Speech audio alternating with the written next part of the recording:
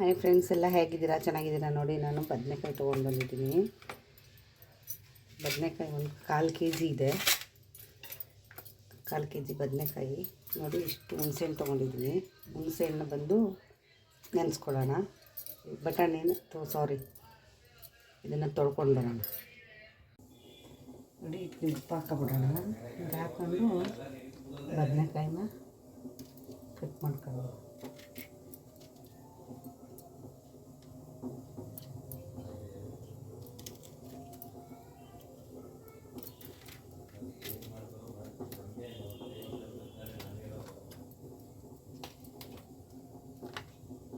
ಎಲ್ಲ ಚೆನ್ನಾಗಿದೆ ಬದನೆಕಾಯಿ, ಹೆಲ್ಸು.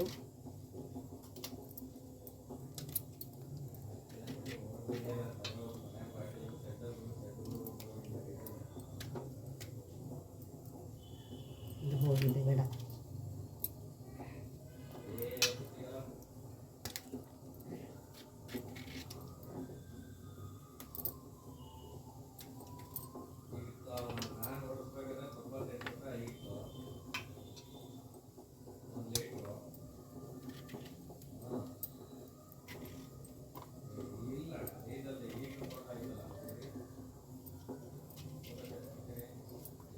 ಬದನೆಕಾಯಿ ಹೀಗೆ ಇರಬೇಕು.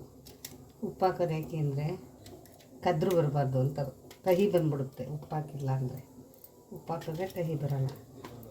ಅದಕ್ಕೆ ಉಪ್ಪು ಹಾಕೋದು ಬದನೆಕಾಯಿಗೆ. ಯಾವತ್ತು ಕಟ್ ಮಾಡಬೇಕಾದ್ರೆ ಸ್ವಲ್ಪ ಬದನೆಕಾಯಿಗೆ ಉಪ್ಪು ಹಾಕೊಂಡ್ರೆ ಕಹಿ ಬರೋಲ್ಲ.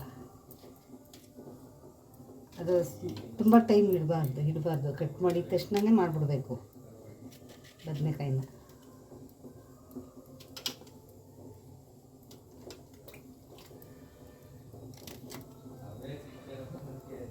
ರೈಸ್ ಮಾಡ್ಕೊಬಿಟ್ಟಿದ್ದೀನಿ.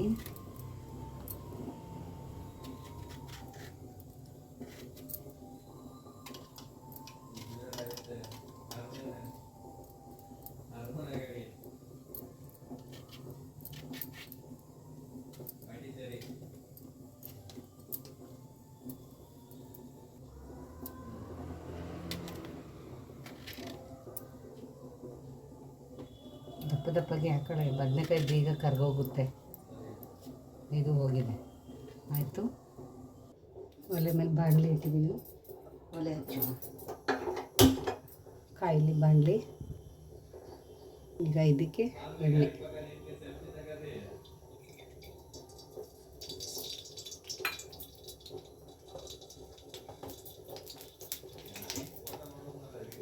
ಸ್ವಲ್ಪ ತುಪ್ಪ ಬೇಕು ಅಂದರೆ ಹಾಕ್ಕೊಳ್ಳಿ, ಬೇಡ ಅಂದರೆ ಬೇಡ. ನಾನೊಂದು ಅರ್ಧ ಸ್ಪೂನಷ್ಟು ಹಾಕಿದ್ದೀನಿ. ಕಾಯಿಲಿ.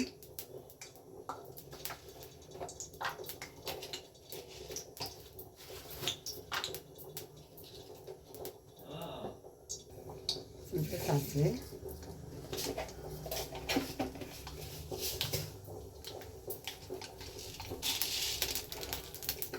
ಸ್ವಲ್ಪ ಉದ್ದಿನಬೇಳೆ,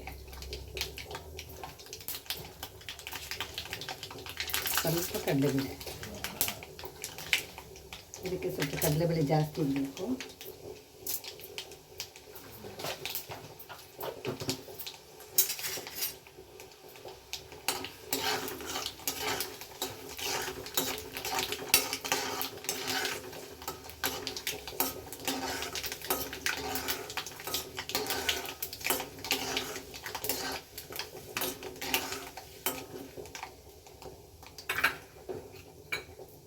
ಸ್ವಲ್ಪ ಒಣಮೆಣಸಿನ್ಕಾಯಿ ಒಂದೆರಡು, ಸ್ವಲ್ಪ ಕರಿಬೇವು,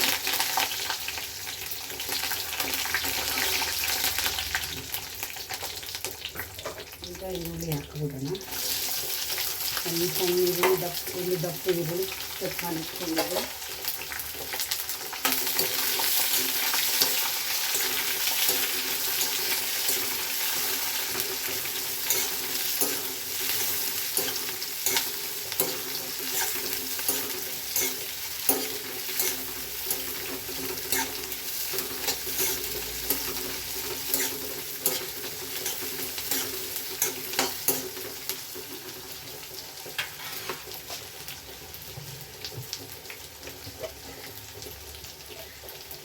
ಇದಕ್ಕೆ ಸ್ವಲ್ಪ ಅರಿಶಿನ ಪೌಡ್ರು,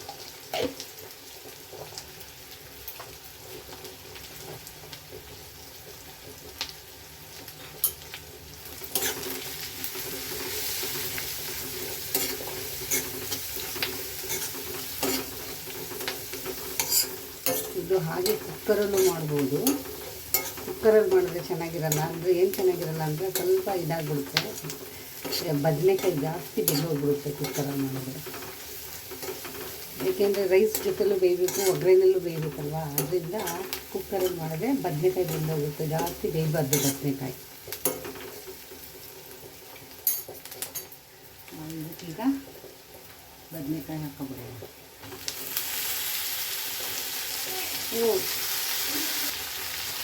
ಬದನೆಕಾಯಿ ಹಾಕಿದ್ವಿ.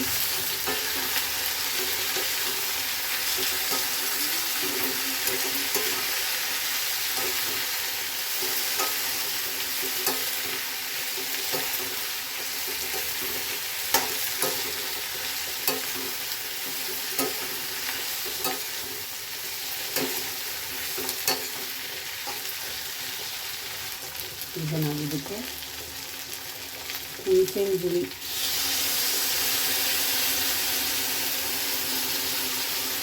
ಸ್ವಲ್ಪ ಜಾಸ್ತಿ ಮಾಡ್ತಾಯಿದ್ವಿ ಹುಳಿನ.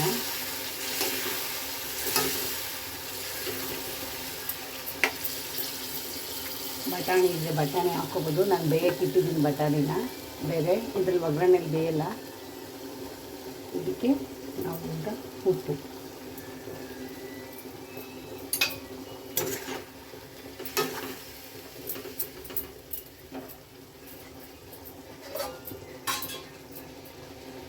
ನಾನು ಇದಕ್ಕೆ 1-2 ಸ್ಪೂನು ವಾಂಗಿಬಾತ್ ಪೌಡ್ರು ತಗೊಂಡಿದ್ದೀನಿ.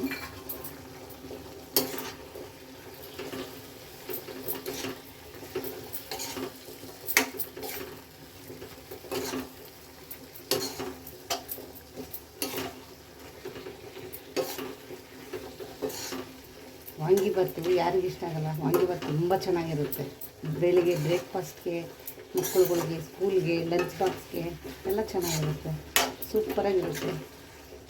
ಅದೇ ಫ್ರಿಜ್ಜಲ್ಲಿ ಮಾಡಿ ಇಟ್ಕೋಬೇಕು. ಇಟ್ಕೊಂಡ್ರೆ 2 ಡೇಸ್ 3 ಡೇಸ್ ಒಳಗಡೆ ಖಾಲಿ ಮಾಡಬೇಕು, ಜಾಸ್ತಿ ದಿನ ಇಡಬಾರ್ದು. ಇದೆಲ್ಲ 1-2 ದಿವಸದ ಮಟ್ಟಿಗೆ ಮಾಡ್ಕೊಂಡು ತಿನ್ಬಿಡು. ಇದೆಲ್ಲ ಚೆನ್ನಾಗಿ ಬೇಯಬೇಕು, ಎಣ್ಣೆ ಬಿಟ್ಕೋಬೇಕು. ಇದಕ್ಕೆ ನಾವು ಸ್ವಲ್ಪ ಬೆಲ್ಲ ಹಾಕೋಣ.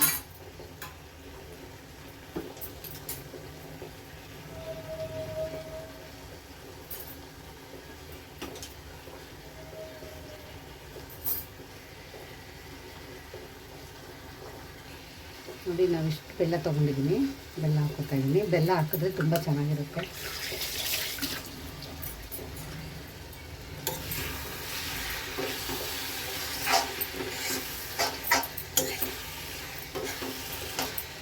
ಇದು ಅನ್ನಕ್ಕೆ ಕಲಿಸ್ಕೋಬೇಕು. ಕುಕ್ಕರಲ್ಲಿ ಮಾಡಿದ್ರೆ ಒಂದೇ ಸಲ ಆಗಿಬಿಡುತ್ತೆ. ನಾನು ಕುಕ್ಕರಲ್ಲಿ ಮಾಡ್ತಾಯಿಲ್ಲ, ಬಾಣಲೆಯಲ್ಲಿ ಮಾಡ್ತಾ ಇರೋದಿಲ್ಲ.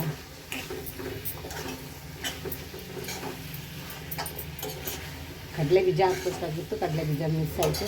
ಬಟಾಣಿ ಬೇಯ್ತಾ ಇದೆ, ಬಟಾಣಿ ಹಾಕೊಳ್ಳೋಣ ಬೆಂದಮೇಲೆ. ಚೆನ್ನಾಗಿರುತ್ತೆ, ಚೆನ್ನಾಗೂ ಬರುತ್ತೆ, ತಿನ್ನಲಿಕ್ಕೆ ಸೂಪರಾಗಿರುತ್ತೆ.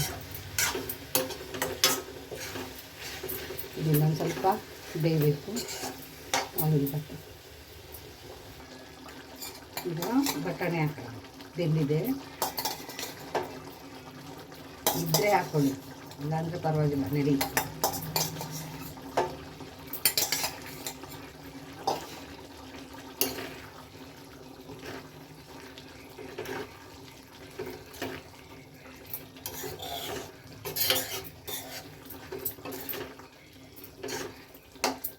ಉಪ್ಪು ಖಾರ ಹುಳಿ ಎಲ್ಲ ಹಿಡಿಲಿ ಬಟಾಣಿ ಕಾಳಿಗೆ, ಚೆನ್ನಾಗಿರುತ್ತೆ. ಸ್ವಲ್ಪ ಹೊತ್ತು ಹಾಕಿ ಬೇಯಿ. ನೋಡಿ ಆಯಿತು. ಈ ಥರ ಎಣ್ಣೆ ಬಿಟ್ಕೋಬೇಕು.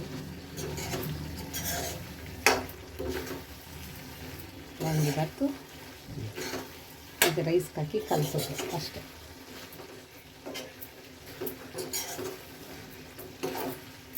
ಮುಚ್ಚಿಬಿಡೋಣ, ಮುಗೀತು. ನೋಡಿ ಏನು ನೀಟಾಗಿ ಎಣ್ಣೆ ಬಿಟ್ಕೊಂಡಿದೆ. ಈ ಥರ ಎಣ್ಣೆ ಉಟ್ಕೊಂಡಿದೆ, ಸಕ್ಕತ್ತಾಗಿದೆ, ಚೆನ್ನಾಗಿ ಬಂದಿದೆ. ಆಫ್ ಮಾಡಿಬಿಡುವ. ನೋಡಿ,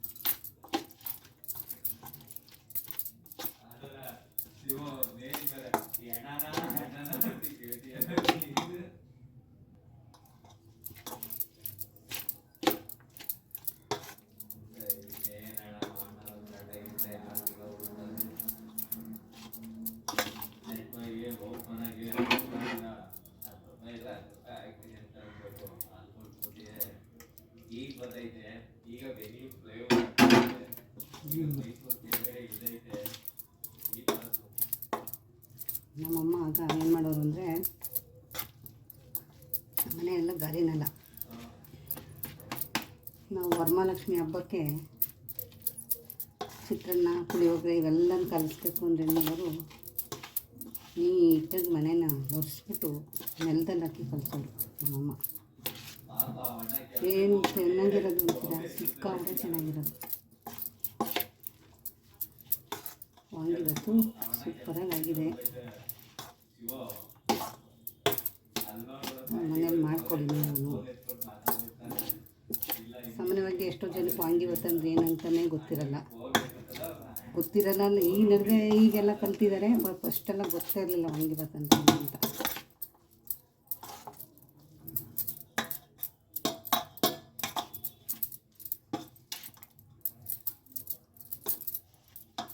ಆಯಿತು,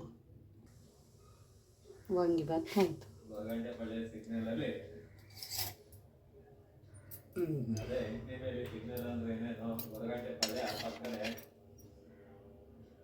ಒಳ್ಳೆ ವಾಂಗಿಬಾತ್ ಮಾಡಿದ್ದೀನಿ.